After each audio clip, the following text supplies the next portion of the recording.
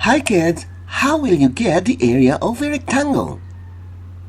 The formula is length times width. If the length is 8 centimeters and the width is 4 centimeters, the area of the rectangle is 32 square centimeters. Paano naman kaya kung hinati ka sa gitna diagonally gaya nito? Ano ang area ng bawat triangle? The area of the rectangle is 32 square centimeters. Kapag ito ay hinati natin sa dalawa, it becomes 16 square centimeter para sa isang triangle. So, ano ang lesson na ating natutunan? LW divided by 2 is the area of the triangle. Sa lengguwahe ng triangle, this becomes the base and this one becomes the height. So, ang tamang formula in finding the area of a triangle is 1/2 base times height.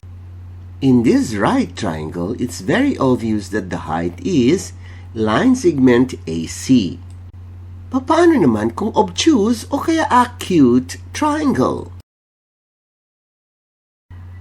Triangle EGH is an obtuse triangle. The question is, what is the height of the triangle?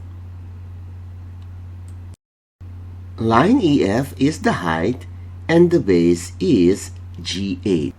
Remember, the base is not FH but GH.